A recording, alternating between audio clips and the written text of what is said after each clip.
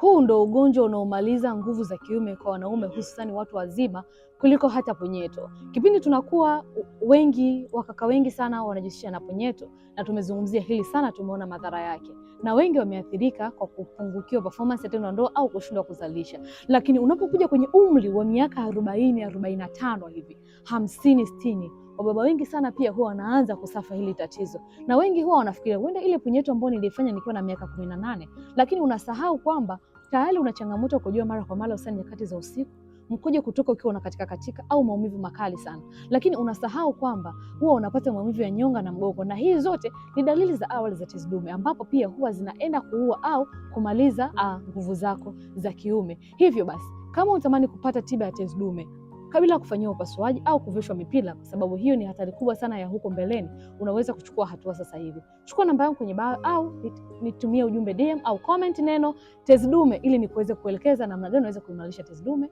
bila maumivu.